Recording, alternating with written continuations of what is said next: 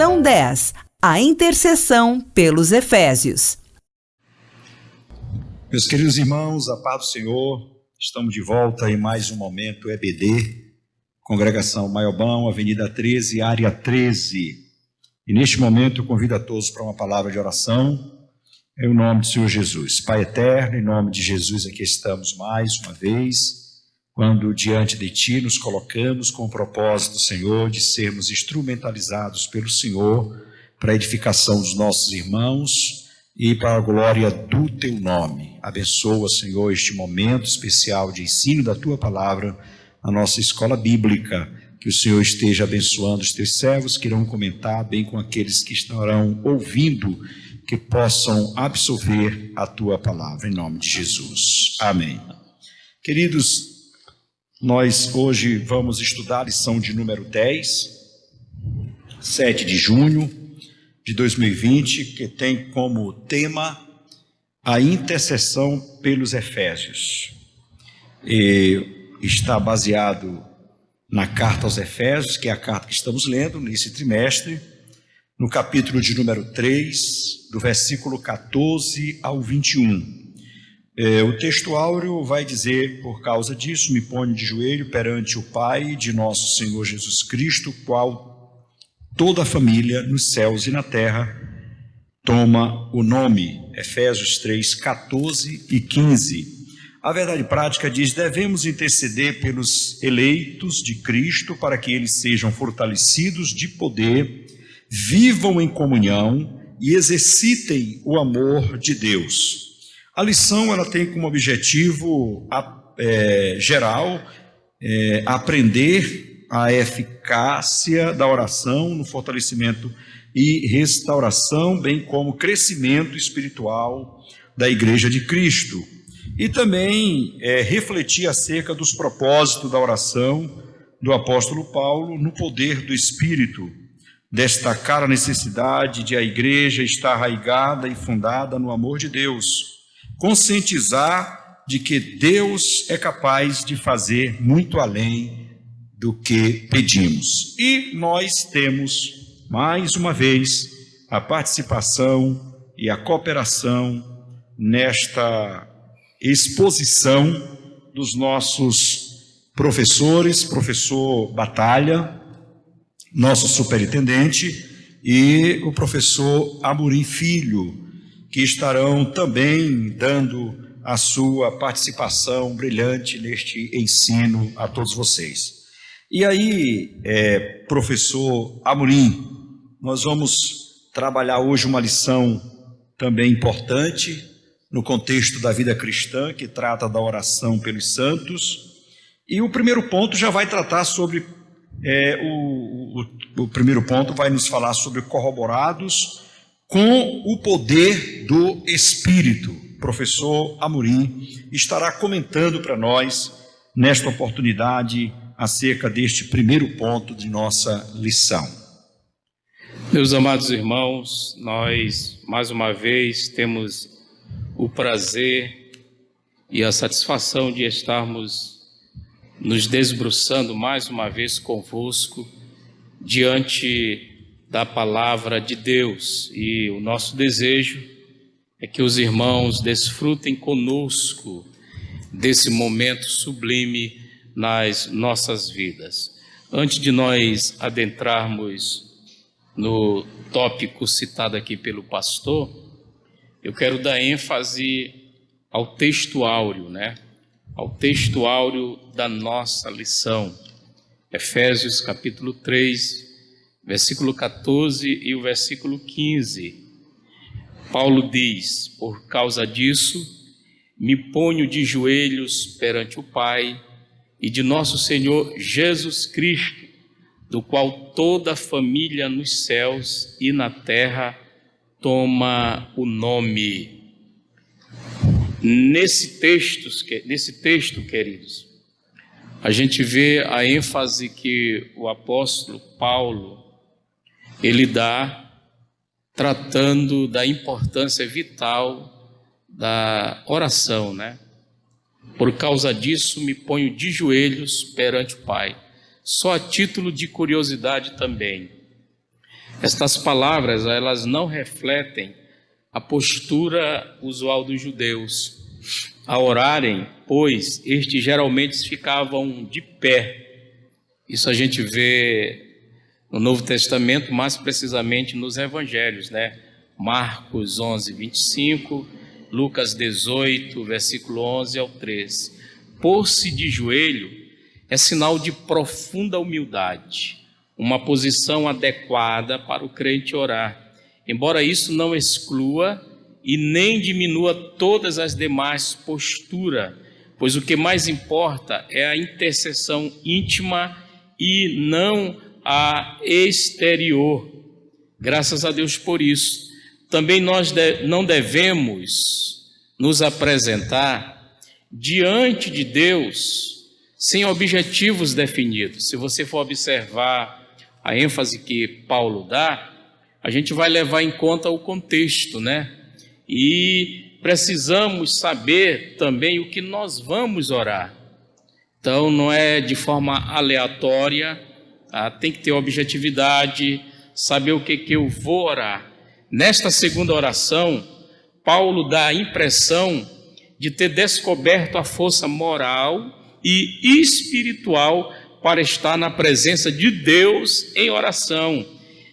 Ele ora porque se extasia diante das revelações, ou seja, dos mistérios espirituais que a gente viu na lição passada. Portanto, tais mistérios que estão guardados na eternidade e só revelados agora, não se tratava, portanto, de mera oração de petição, era uma oração de participação nos segredos de Deus. Então, a gente dá ênfase aqui sobre a importância que este momento, que a oração tem na nossa vida cristã. Eu volto a dizer, a oração não é só pedir. Pedir é uma consequência. Tá?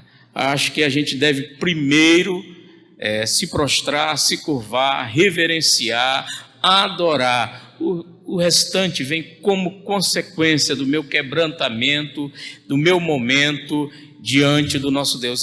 Isso está bem explícito no comentário paulino, quando ele trata nesse texto, dando ênfase o motivo e a razão pela qual ele orava e ele apresentava a causa de Deus naquele dia. Um outro ponto interessante, né, que a gente pode ressaltar é que o Paulo, né, ele era um fariseu, né, e a gente percebe que essa palavra acabou tomando um sentido de hipócrita, né? E esse texto base da nossa lição é uma segunda oração de Paulo, né? Então podemos dizer que a oração era uma prática constante na vida de Paulo. Com certeza. Então, em Atos, por exemplo, 9 a 11, os seus três primeiros dias de fé, eles foram de oração e jejum. Quando Paulo escreve aos Tessalonicenses, ele os recomenda na sua primeira carta, né, aos Tessalonicenses 5,17, a orar sem cessar. Quando ele escreve a sua primeira carta a Timóteo, no capítulo 2, versos 1 a 3, ele ensina que devemos orar por todos os homens. Nesta carta aos Efésios, é a segunda oração. Ele já havia feito uma oração nos capítulos iniciais. Então é interessante que Paulo, ele dá o exemplo para nós na questão da oração. Pois é, queridos. Então, dando esse feedback aos irmãos e trazendo luz sobre a importância que a oração tem nas nossas vidas. E esse primeiro tópico, ele tem 3 pontos, né? As riquezas da sua glória, fortalecidos com o poder de Deus, habitados por Cristo. Paulo, portanto, apresenta a sua oração confiando, segundo o versículo 16 do capítulo 3, confiando nas riquezas da sua glória. Na glória de quem? De Deus. O apóstolo já havia declarado que Deus é o Pai da glória, cheio de abundantes riquezas da sua graça. o que significa que ele é possuidor de todas as glórias e despenseiro de ricas e ilimitadas bênçãos. Em razão disso, é que Paulo pede para que a igreja seja fortalecida com poder, que seja habitada por Cristo e que compreenda o amor divino e tenha pleno desenvolvimento espiritual. Efésios capítulo 3, versículo 16 ao verso 19. Professor Amorim discorria aqui sobre o primeiro ponto, as riquezas, aqui Paulo fala de sua glória, e, portanto, sequenciando o fortalecimento com poder. Como compreender, professor Amorim, acerca deste ponto? Que fortalecimento é esse? Que poder é esse, na verdade? Queridos, Efésios capítulo 3, versículo 16, a ênfase lá é com poder pelo seu espírito no homem interior. Esse é o primeiro pedido do apóstolo, justamente para que a igreja seja assim corroborada com esse poder. Essa petição aqui, vale ressaltar, não quer dizer que a igreja de Éfeso não tivesse o Espírito de Deus, mas que ela fosse continuamente revigorada com poder e, consequentemente, em seu fortalecimento diário. Ainda enfatiza que a única força que habilita o crente a se manter firme advém do Espírito Santo, que atua no homem interior e capacita o crente a perseverar e a manter-se afastado do pecado e a compreender as coisas espiritual. Portanto, é o Espírito que atua no homem interior, é o Espírito que capacita o crente dessa forma para ele viver diante das adversidades e das intempéries deste mundo, razão pela qual Paulo dá essa ênfase no versículo 16 do capítulo 3. Muito bem. E aí o terceiro tópico, que já é a conclusão do primeiro ponto, fala sobre habitados por Cristo. Professor Batalha, habitados por Cristo. E o que é isso mesmo, professor Batalha? O comentarista da lição, ele nos traz uma informação que é bastante importante, né, acerca da palavra-chave aqui, que é habitação, né? Essa palavra, ela vem do grego, que talvez a pronúncia seja katoikein, né? E que significa morada permanente, em oposição à morada temporária. Então é interessante a gente atentar para esse detalhe. Então nós não podemos também esquecer que nós tratamos na lição 8, né, onde aprendemos que nos tornamos templo santo no Senhor, conforme Efésios 2:22.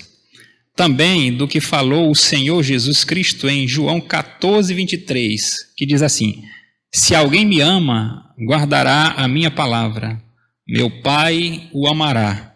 Nós viremos a ele e faremos nele morada.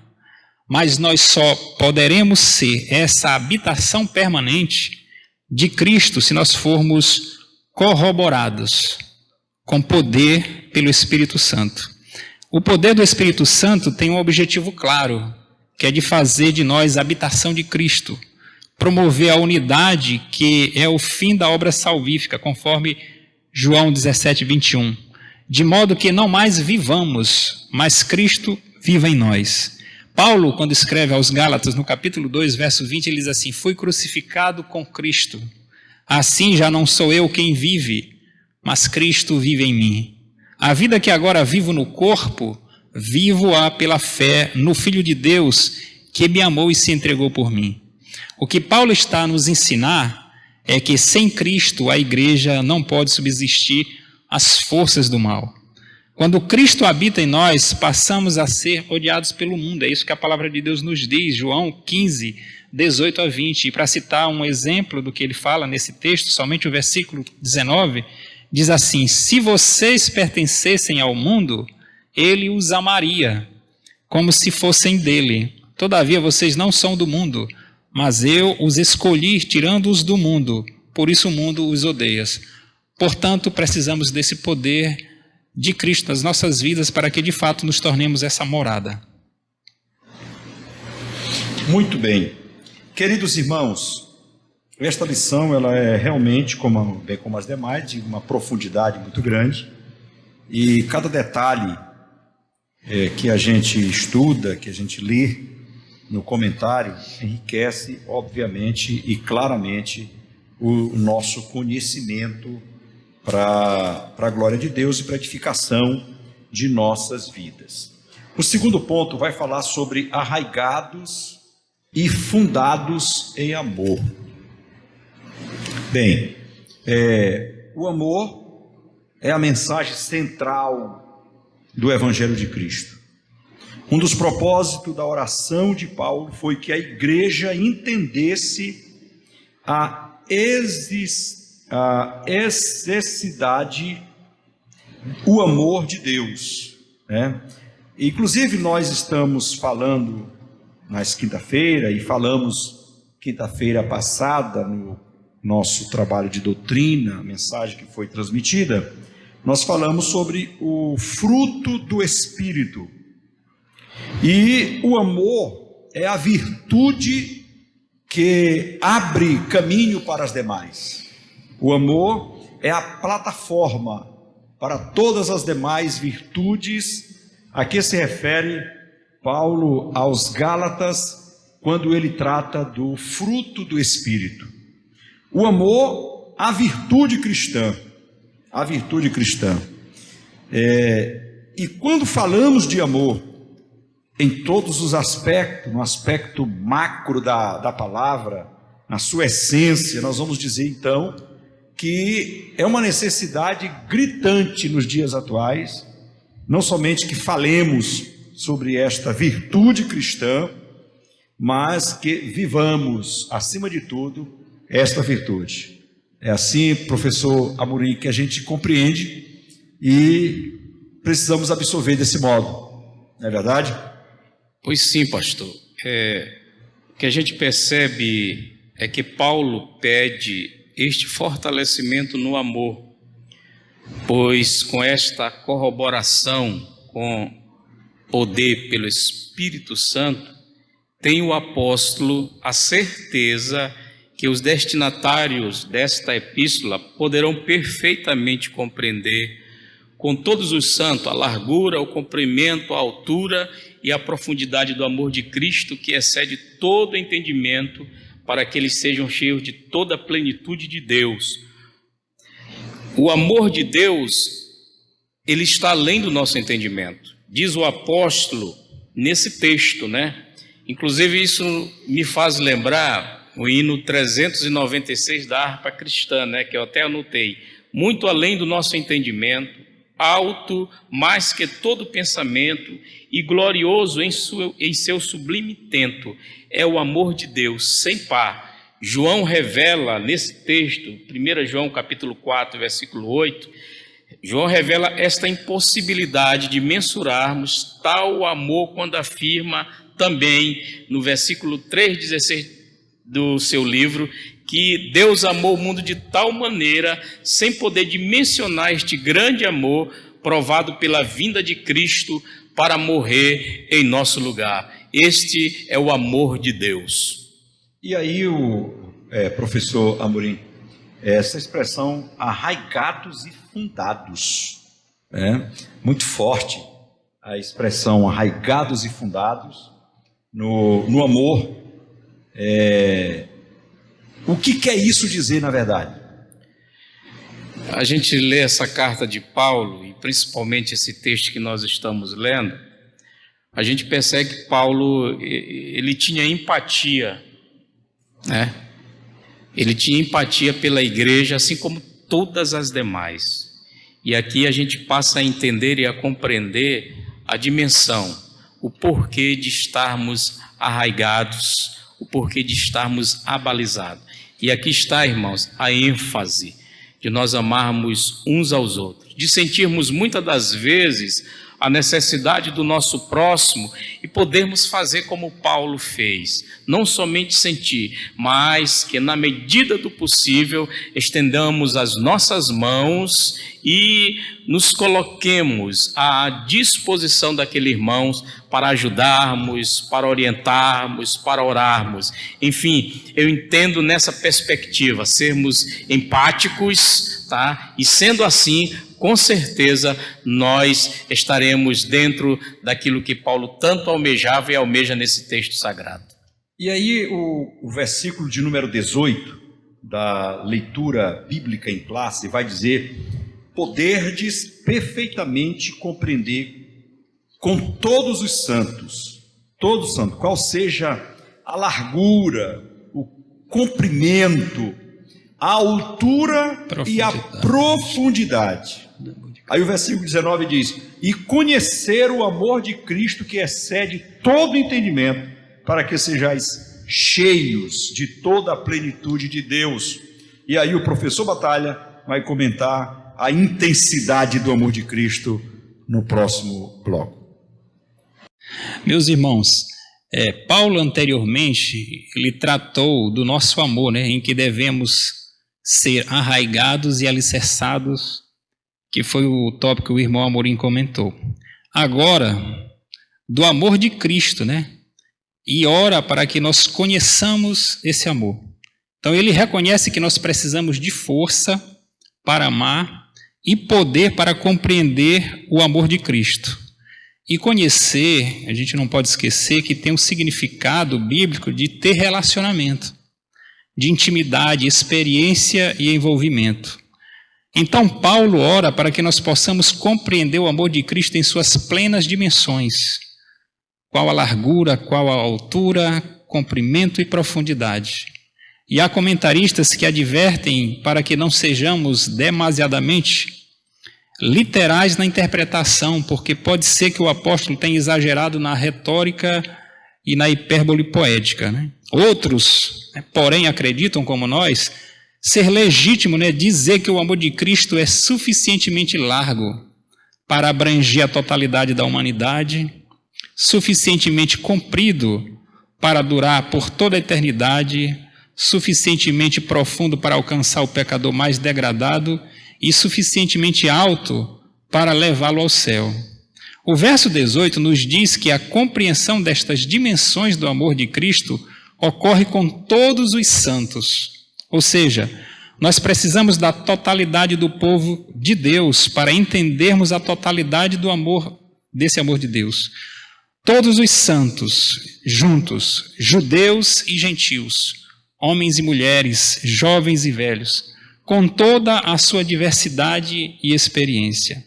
Anteriormente, ao falar do poder e da graça de Deus, o apóstolo trouxe a ideia de supremo, que excede. Agora traz a mesma ideia no verso 19, ao falar do amor de Deus, que excede todo entendimento. O amor de nosso Deus, ele é tão inesgotável, inescrutável, ou seja, impossível de ser investigado, impossível de ser compreendido, quanto suas riquezas, que são insondáveis. Mas temos a esperança da vida eterna, onde teremos essa eternidade para explorar as riquezas inesgotáveis da graça e do amor de Cristo.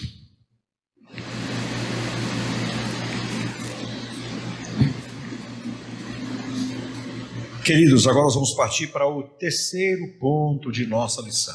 Terceiro e último ponto, que fala sobre a bênção de Deus excede o pensamento humano. E lendo este terceiro ponto, que é de uma riqueza profunda de conhecimento divino, quando o comentarista apresenta que a ousadia ou a audaciosa intercessão de Paulo em favor da igreja, e ele fala algumas palavras assim intrigantes, mas que nós como cristãos, pela experiência de vida cristã que temos, sabemos que são palavras verdadeiras. Uma delas ele fala sobre a dimensão das bênçãos, quando Paulo utiliza a expressão muito mais abundante além daquilo que pedimos ou pensamos.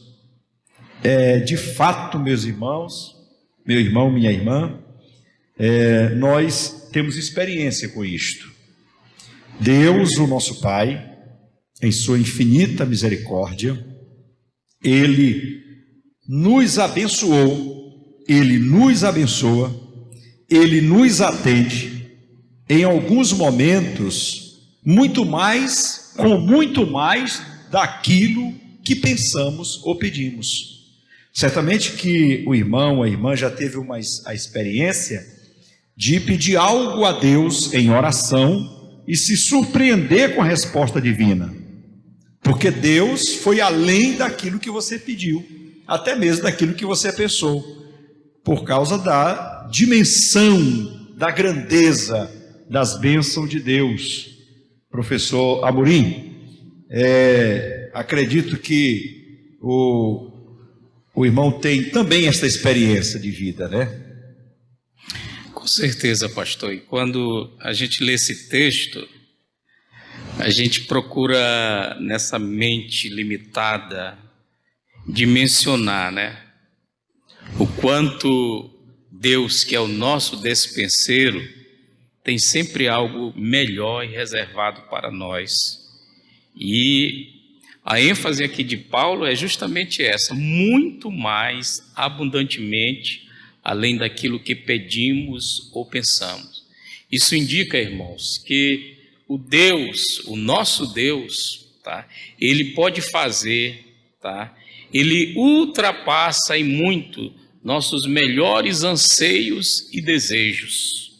Quer dizer que a mente humana, então, ela é incapaz de alcançar a dimensão das bênçãos divinas. Ora, se o amor de Deus a gente não pode medir, semelhantemente as bênçãos divinas estão numa dimensão que a gente não consegue perscrutar, a gente não consegue muitas das vezes entender. Todavia, a ênfase é: Deus tem muito mais abundantemente além daquilo que pedimos ou pensamos. Nesse sentido, Paulo declara que as coisas que sequer subiram ao coração do homem são as que Deus preparou para os que a amam.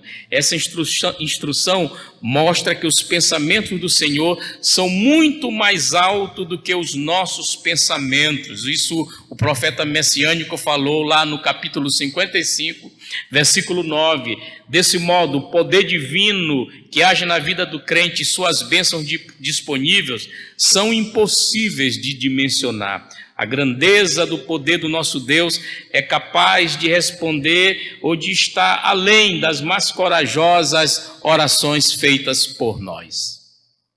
E aí nós vamos acompanhando o discorrer de Paulo neste capítulo, professor Batalha, e ele vai falar sobre um convite, né?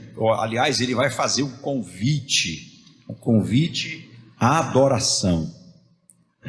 Nós vamos ver aqui no versículo de número 21, ele vai já finalizando dizendo: a esse glória na igreja por Jesus Cristo. Então esse é um convite à adoração. Comente para nós, professor Batalha, qual é a real da nossa adoração como igreja, a que Paulo está nos exortando aqui. A gente não pode esquecer, né, do que o irmão Amorim acabou de falar, para a gente poder entrar na questão do convite para a adoração, sobre essa questão da dimensão das bênçãos, né? Porque essas bênçãos, elas foram concedidas também baseadas no poder de Deus. Essas extraordinárias bênçãos, imensuráveis bênçãos, elas estão baseadas nesse poder de Deus, que não é qualquer poder. De acordo com as palavras usadas no grego, é um poder extraordinário, é um poder que foge do usual e do previsto, que a tudo sobrepujas e fora de medida, ou seja, o maior de todos os poderes. Só um poder deste pode concretizar as bênçãos que Deus nos concede, que nos deixa surpresos e perplexos. E baseado nisso, Paulo, conclui a sua segunda oração, ele vai concluir a sua segunda oração nesta carta com uma doxologia, ou seja, um convite para a igreja de louvor e adoração ao Deus Todo-Poderoso. Tudo muito lógico diante do que fora apresentado no capítulo 3, que foi, apresentou toda a boa nova do mistério revelado, nos falou das muitíssimas riquezas de Cristo conferidas na igreja, da grandeza do poder de Deus, e que não há limites àquilo que Deus pode fazer, que é um Deus com uma capacidade infinita de operar além das nossas orações, dos nossos pensamentos e sonhos, da infinidade do amor e das bênçãos divinas que excede a compreensão humana. É um texto muito denso de informações acerca dos atributos e dádivas singulares de um Deus ímpar. Para concluir o capítulo, então, nada mais justo, nada mais coerente, harmônico e racional do que o louvor ao Senhor nosso Deus. E aí nós vamos tratar do último tópico aqui, que fala sobre a glória devida a Deus. E nós estaremos falando sobre este tópico com uma ênfase à realidade vivida no mundo evangélico, no mundo da eclesiologia dos dias atuais, sobre a glória devida a Deus. A glória devida a Deus. Quando dizemos que este ponto, este tópico, na verdade, que é o último tópico da nossa lição, ele é importante mesmo, dado aos movimentos eclesiásticos e ministeriais que surgiram, que sempre tiveram, obviamente, mas que nos últimos dias têm sido bem maiores. Os homens têm tentado, algumas pessoas dizem que os homens têm ofuscado. Nunca o homem vai ofuscar, o homem vai roubar, o homem vai levar a glória que é de Deus. Isso nunca. O homem tenta ofuscar a glória que é exclusiva do Senhor, do nosso Deus. O comentarista vai falar uma coisa interessante, irmãos, é que a igreja, ela não tem, e ele fala com outras palavras, a igreja não tem luz própria. A igreja, ela é como a lua, por exemplo, comparando aqui os luminares, Cristo, nós comparamos como o sol, e na verdade ele é o sol, porque ele é o sol da justiça, A igreja, ela é como a lua, ela não tem luz própria. A luz que nela brilha é a luz do grande sol, o sol da justiça. O crente, o cristão, do mesmo modo, a luz que nele habita é a luz de Cristo. E Jesus mesmo vai fazer recomendações acerca disso. Então, toda a glória dada na igreja deve ser a Jesus, a Deus, que é o único que merece toda a honra, toda a glória nos céus e na terra. O Senhor não divide, não dá a sua glória a ninguém. Então, os nossos atos, as nossas ações de adoração na igreja, e esta era a preocupação de Paulo em sua oração, e nós vamos ver isso aqui no versículo de número 21, ele vai dizer o seguinte: a esse, quem é esse? A Cristo, a Deus, ao Senhor, a esse glória na igreja por Jesus Cristo, em todas as gerações, por todo o sempre. Amém. Então, a glória que devemos prestar na igreja, como louvor, como oração, como pregação, ou como qualquer outro ato que tenhamos na igreja, essa glória, ela deve ser dada única e exclusivamente ao Senhor. Daí porque algumas pessoas se perdem na trajetória da vida, porque acham que o pregador eloquente, que o bom ensinador, que tudo que nele procede é dele mesmo. Não é dele, é do Senhor. Tudo que acontece através do pastor, através do pregador, através do mestre para ensinar, através do cantor, né? E esse mundo gospel, de música gospel, hoje, na atualidade, tem tentado, repito novamente, ofuscar de alguma forma a glória que deveria ser dada e que deve ser dada ao Senhor nosso Deus e não a homem algum, né? Então, a importância deste ponto aqui, professor Batalha e professor Amorim, é exatamente o fato de que nós vivemos em dias difíceis de compreensão das pessoas, onde as pessoas deixam de glorificar a Deus, o Pai, através de Cristo na igreja, para transmitir, para levar ou tentar fazer com que essa glória ela apareça na vida de homens e pessoas de um modo geral. E neste momento nós convidamos o professor Batalha para fazer as suas observações quanto à lição e suas considerações finais. Na sequência, o professor Amorim. Meus irmãos, nós observamos nessa oração de Paulo que um dos seus desejos, expresso no verso 19, é que conheçamos o amor de Cristo que excede todo entendimento. Conheçamos o amor de Cristo. Oséias, no capítulo 6, no verso 3, nos recomenda: conheçamos e prossigamos em conhecer ao Senhor. E conhecer, como já falamos, significa ter relacionamento, ter intimidade, envolvimento e experiência. Então, que nós não venhamos a negligenciar no nosso relacionamento, no nosso envolvimento com o nosso Deus, seguindo a recomendação de Paulo, registrada em 1 Coríntios 11:1, que diz: sede meus imitadores, como eu também sou de Cristo. Ou seja, observemos o valor da oração intercessória, que está baseada no amor que temos uns pelos outros. Atente para o conteúdo e a intensidade das suas orações para descobrir suas principais ansiedades e ambições. Será que são semelhantes às que Paulo apresentou nesse texto que acabamos de trabalhar?